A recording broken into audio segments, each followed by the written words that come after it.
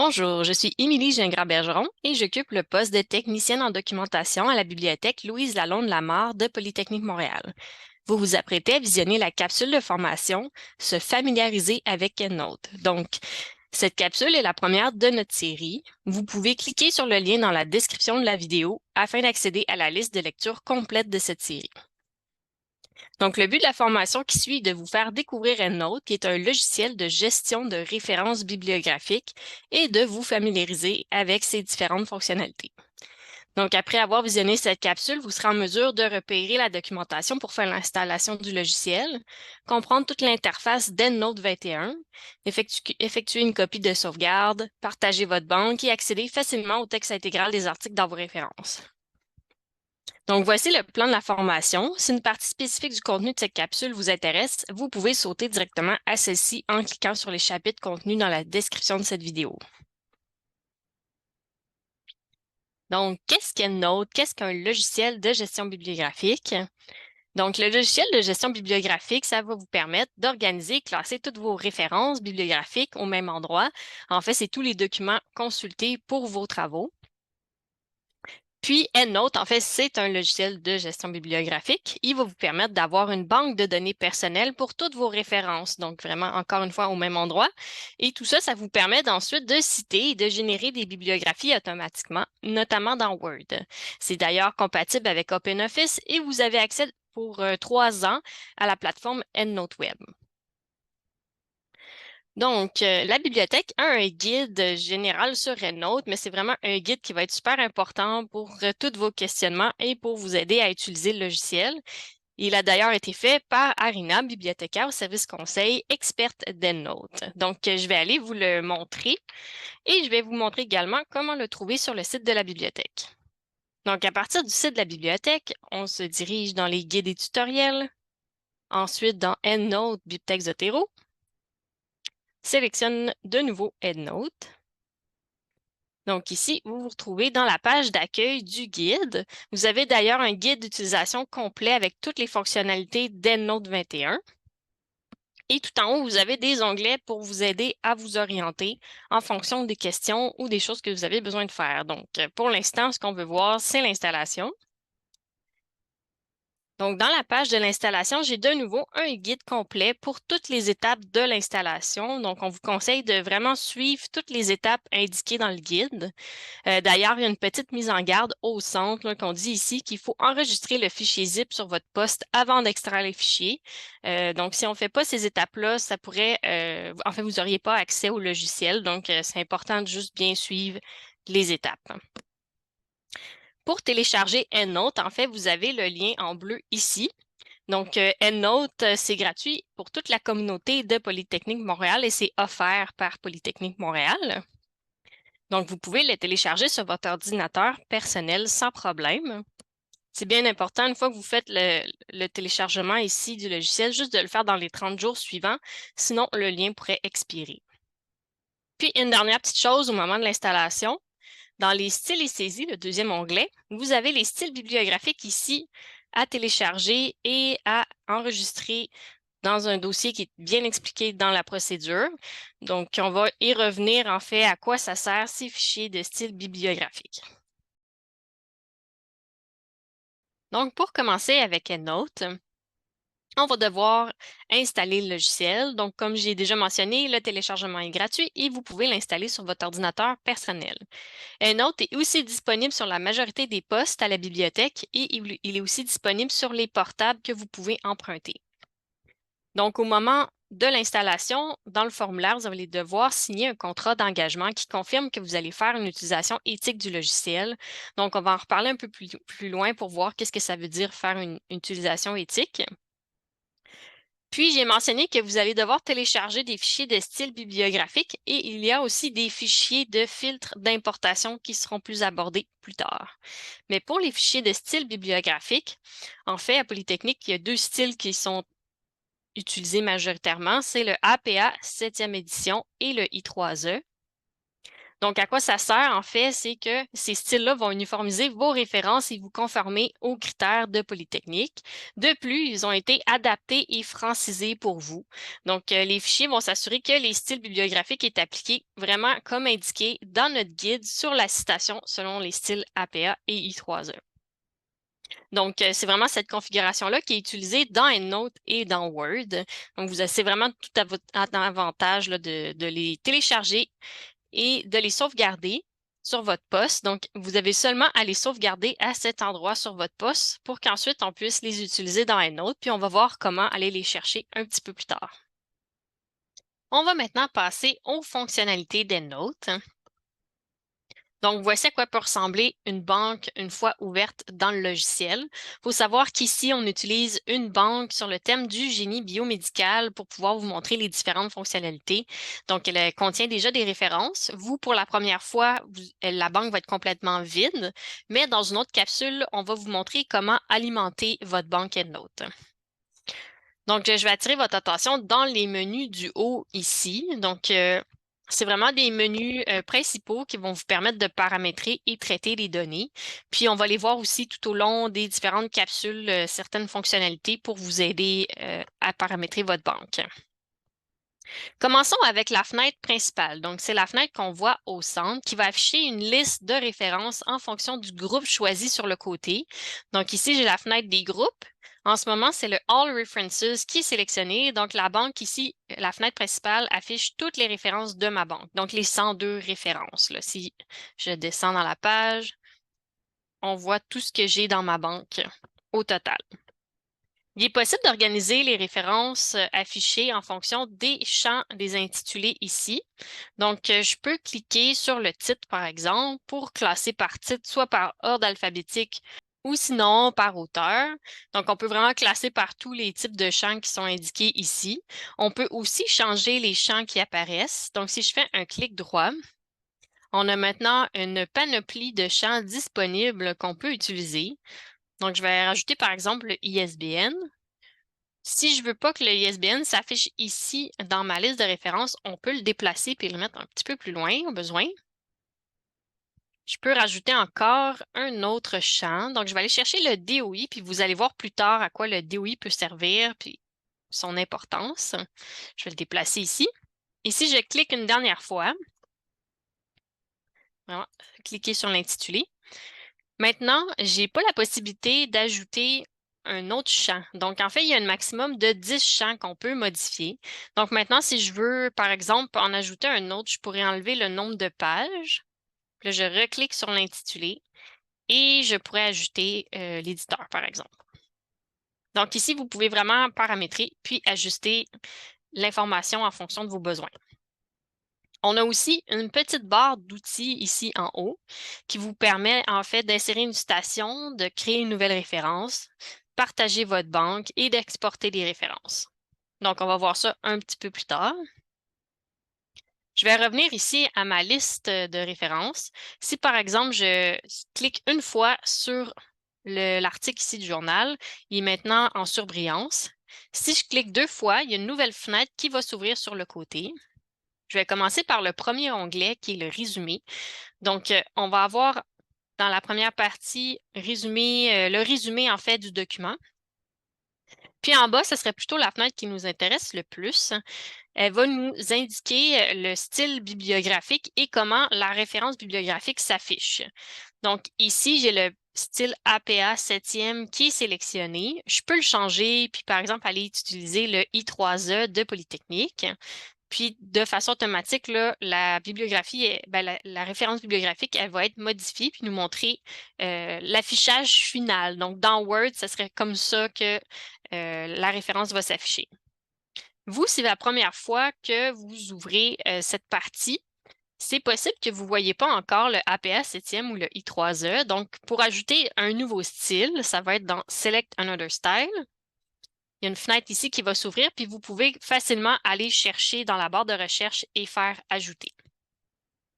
Donc, si vous avez téléchargé les styles et que vous les avez enregistrés au bon endroit dans vos dossiers, vous allez les retrouver facilement ici.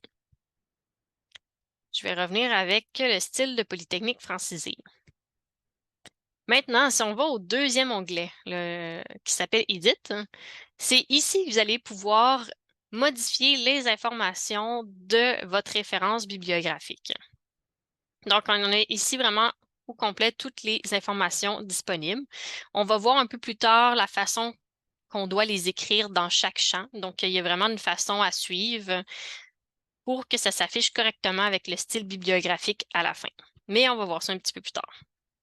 Je vais attirer quand même votre attention sur un champ en particulier qui est vraiment vers la fin, qui s'appelle le Research Note. Donc, c'est un champ qui vous permet de mettre des notes personnelles, puis il ne va pas apparaître dans les styles bibliographiques. Donc, c'est vraiment pour vous. Donc, vous pouvez vous prendre quelques petites notes ici.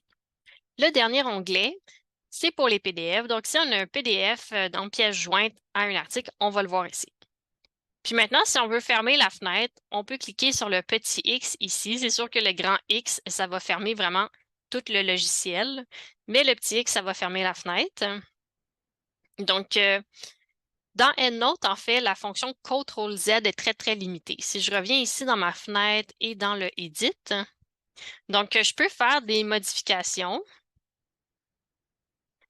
Puis, ensuite, je peux faire CTRL-Z ici, mais c'est vraiment le seul endroit où vous pouvez vraiment faire du CTRL-Z. Si ensuite vous changez de champ puis vous faites CTRL-Z, ça va juste s'appliquer dans le champ présent et pas dans le champ précédent. Donc, on va le voir plus tard, mais la seule façon de revenir en arrière sur une version, c'est vraiment de faire des copies de sauvegarde. Donc, fiez-vous pas au CTRL-Z.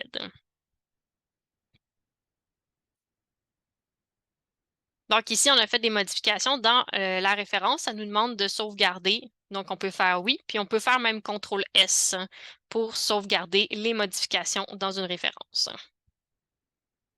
On va maintenant passer à la fenêtre de recherche. Donc, vous avez une fenêtre de recherche simple tout en haut, mais vous pouvez aller chercher les options avancées avec le Advanced Search. Vous avez maintenant plusieurs champs pour faire la recherche et énormément d'index aussi pour effectuer des recherches, dont le AnyField plus PDF Notes, qui est vraiment intéressant parce qu'il va chercher vraiment dans tous les champs et dans vos notes que vous avez mis dans vos PDF. Donc ici, je vais juste faire une petite recherche pour vous montrer un peu ce que ça donne. Donc, je vais mettre un nom d'auteur. J'ai maintenant un nouveau groupe ici de référence là, qui fonctionne, qui est affiché en fonction de la recherche que j'ai fait. Puis, une petite option qui pourrait être intéressante pour vous, dans le Search Option, on a l'option Convert to Smart Group. Donc maintenant, j'ai un nouveau groupe qui est affiché ici.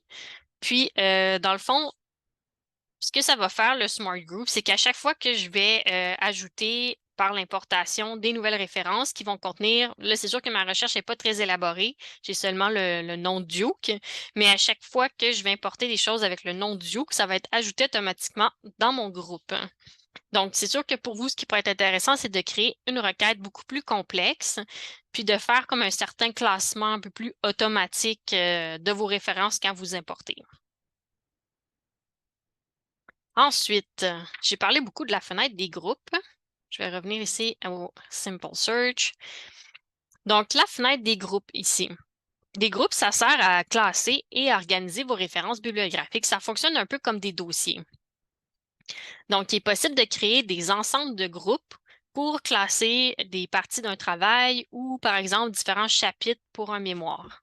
On va le faire dans ce cas-ci pour les chapitres de mémoire. Donc, je vais me créer un nouveau groupe qui va être mon mémoire. Donc, pour faire ça, je fais un clic droit. Puis ensuite, cette fois, au lieu de sélectionner un groupe 7, je vais seulement sélectionner un groupe qui va être, par exemple, mon chapitre 1.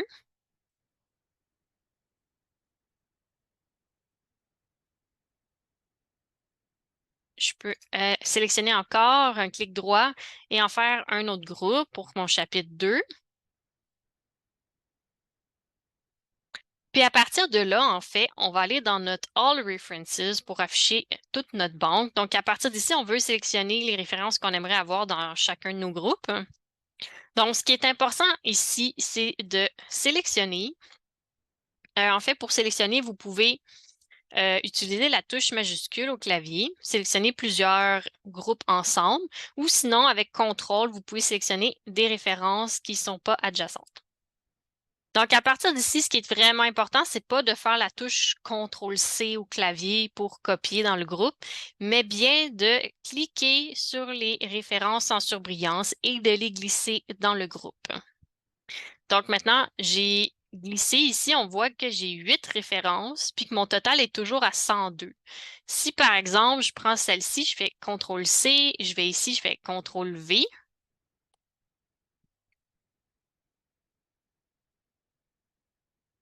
on va voir maintenant que mon total est à 9 et que j'ai 103 références dans ma banque. Donc, ça fait des doublons, en fait, de faire CTRL-C, CTRL-V. C'est pour ça que c'est bien important de les glisser.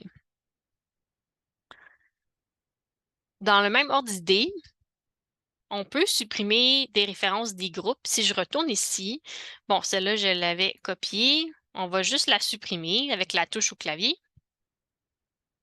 Donc, maintenant, je suis retournée à 8. Mais mon total est toujours à 103. Donc, vraiment, pour supprimer des références de ma banque totale, il faut vraiment qu'on les supprimer dans le All References. Donc, ici, pour supprimer une référence, tout ce qu'on a à faire, c'est d'aller sur les références. On peut faire un clic droit ou prendre la touche au clavier et utiliser Move References to Trash. Et maintenant, si je retourne dans les groupes, on a justement une poubelle. On va retrouver notre référence qui est dans la poubelle. J'avais déjà une autre référence ici. Donc, celle-là, si finalement je décide qu'elle n'est pas, je veux qu'elle retourne dans ma bibliothèque, on va faire Restore to Library.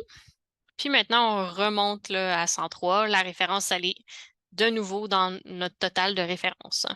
Donc, la poubelle, vous pouvez vraiment garder toutes les choses qui ont été jetées dedans. Il n'y a pas vraiment de limite d'espace. Par contre, ce qui peut être pratique, c'est quand vous avez terminé un projet, quand vous passez à autre chose, de peut-être la vider.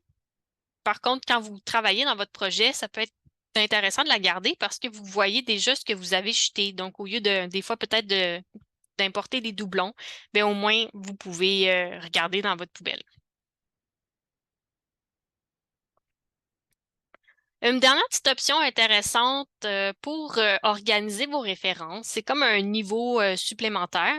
Donc, ça s'appelle les tags, c'est nouveau de la version d'EndNote 21.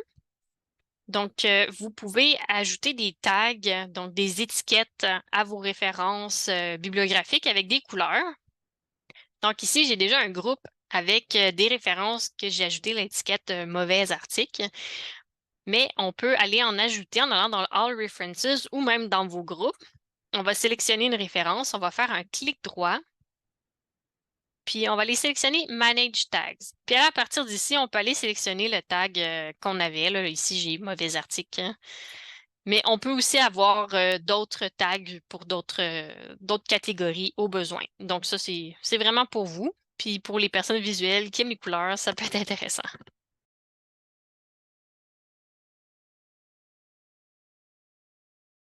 Donc, les copies de sauvegarde, à quoi ça sert? En fait, c'est la seule façon de revenir à une version ultérieure de votre banque. Donc, il n'y a pas façon de faire CTRL-Z, de retrouver d'autres versions.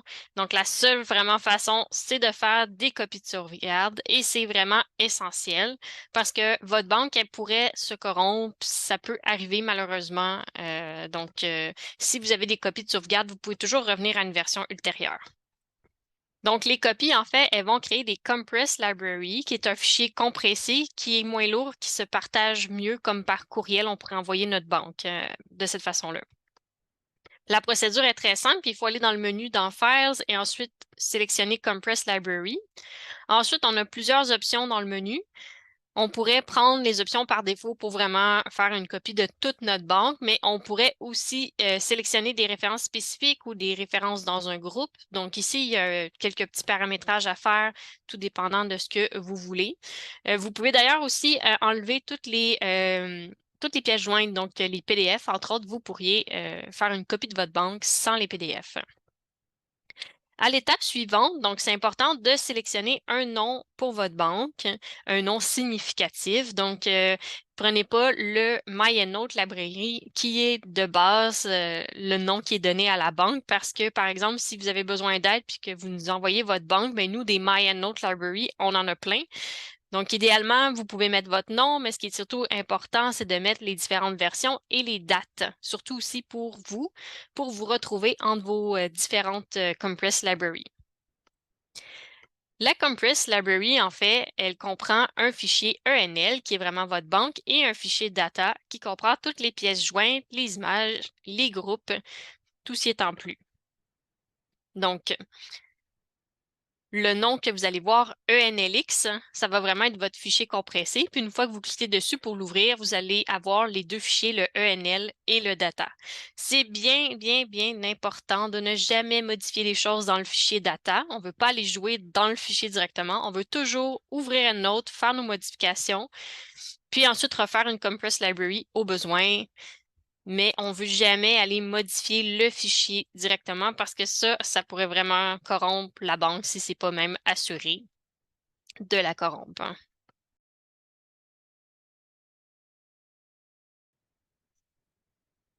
Donc, comme mentionné précédemment, il est possible d'ajouter des PDF à votre bank EndNote. Vous avez juste à suivre la procédure ici pour pouvoir le faire. Par contre, petite mise en garde, l'avertissement ici nous indique qu'il n'est pas permis de joindre les PDF d'articles à vos références et de partager votre banque par la suite à d'autres personnes. Vous pouvez les joindre dans votre banque personnelle sans exagérer, mais vous ne pouvez pas partager votre banque par la suite. C'est ça qu'on voulait dire quand j'ai mentionné en fait plus tôt qu'on doit faire une utilisation éthique d'EndNote. Donc, vous pouvez télécharger les PDF, les annoter, les surligner, mais vraiment faire preuve de modération si vous voulez les joindre dans votre banque. Donc, notre rôle, c'est surtout de vous sensibiliser.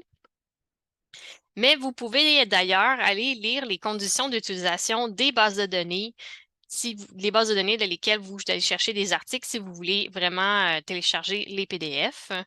Donc, ici, avec I3E, c'est bien indiqué qu'on ne peut pas faire de téléchargement systématique, donc des articles avec PDF, et par la suite, ils ne nous permettent pas non plus de recréer comme une autre banque d'articles. Donc, c'est ça un peu quand je veux dire quand on doit faire preuve de modération. Donc, c'est possible d'en mettre, c'est juste qu'on ne doit pas le faire de façon systématique.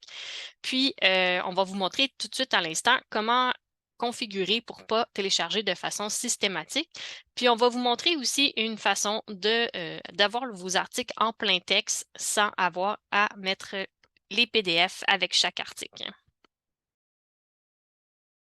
On va maintenant voir deux fonctions qui vont nous permettre d'accéder au plein texte des articles de notre banque sans avoir à joindre les PDF à la banque. Donc, la première, elle s'appelle Open URL, puis ça le dit dans le titre, donc on va ouvrir l'URL. On voit ici dans la capture d'écran que ma référence ici, dans son champ URL, elle a le lien vers l'article. Donc, dans ce cas-ci, on va pouvoir utiliser la fonction. Par contre, on voit ici qu'il y en a d'autres qui n'en ont pas, mais dans ce cas-ci, on va pouvoir utiliser la fonction Open URL Link. Puis dans le fond, ce que ça va faire, c'est que ça va passer par les ressources de la bibliothèque pour trouver l'article et l'ouvrir en plein texte. C'est sûr que c'est toujours une bonne pratique de mettre les URL dans le champ, puis vous assurer que votre référence, elle est bien complète. Mais bon, dans le cas que vous ne l'avez pas, c'est quand même possible de les ouvrir. Puis, ça va être bien important dans ce cas-ci d'avoir configuré votre proxy. Si vous ne l'avez pas fait, vous pouvez le faire à l'aide de la procédure sur le site web de la bibliothèque ou à l'aide d'une autre vidéo sur la chaîne YouTube. Donc, dans les deux options, vous avez besoin du proxy. Ici, vous êtes sur le campus de Polytechnique. Vous n'avez pas besoin car vous êtes reconnu comme étant de la communauté de Polytechnique. Pour utiliser les fonctions, on a un petit paramétrage à faire dans EndNote. On va aller le faire dans quelques instants, mais je veux juste vous montrer à l'écran comme ça le détail. Ce qui est surtout important, c'est de ne pas cocher la case ici parce que sinon, c'est ça qui va automatiquement en fait télécharger les PDF avec tous les articles. Puis ça pourrait vraiment nous causer des problèmes. Donc, on a déjà eu un cas de quelqu'un qui ne l'avait pas décoché, puis l'éditeur s'en est rendu compte, puis a bloqué l'adresse IP de toute la communauté. Donc, ça peut créer vraiment des situations complexes. Donc, on veut l'éviter. Puis c'est pour ça, en fait, qu'on va vous montrer les deux options pour avoir les articles en plein texte. Je vais revenir dans EndNote. Donc, à partir d'EndNote ici, je vais justement aller chercher des articles pour faire un en particulier pour essayer la première fonction, le Open URL. Donc, je suis allée chercher un article que je savais qu'il y avait déjà un URL dans sa description. Je vais faire un clic droit dessus, puis vous avez la fonction ici directement Open URL. Si je clique dessus, j'arrive dans mon article en plein texte. C'est très, très rapide de cette façon-là. Donc, vous n'avez vraiment pas tant besoin d'avoir le PDF directement associé à votre référence. La deuxième option, je vais aller chercher un autre article. Ici, on voit bien que je n'ai pas d'URL. Donc, si je fais un clic droit, je n'ai pas l'option URL non plus qui est sélectionnée, elle est en grisé. Je peux maintenant, par contre, faire le Open URL Link. Donc, ici, la fenêtre qui s'ouvre, en fait, c'est à partir de Sophia, qui est l'outil de recherche de la bibliothèque. Puis ici, on nous donne les petites options possibles là, pour accéder à l'article. Donc, ici, j'ai juste à cliquer « Voir texte intégral ». Puis, on a déjà, enfin, on nous ouvre directement l'article dans le texte intégral. Si on voudrait l'avoir en PDF, on peut cliquer ici sur PDF par la suite. Donc, vous voyez comment ces deux options-là s'utilisent vraiment facilement sans avoir là, toutes les PDF de vos articles en pièces jointes. C'est ce qui met fin à cette vidéo. Nous vous remercions d'avoir été avec nous. Si vous avez des questions, n'hésitez pas à nous écrire par courriel ou sur le clavardage à partir du site de la bibliothèque en cliquant sur la petite bulle. Pour accéder facilement à plus de contenus similaires, abonnez-vous à la chaîne YouTube de la bibliothèque. Vous pouvez aussi activer la notification pour cette chaîne en cliquant sur l'icône de la cloche et ainsi vous assurer de ne manquer aucune de nos nouvelles vidéos mises en ligne. À bientôt!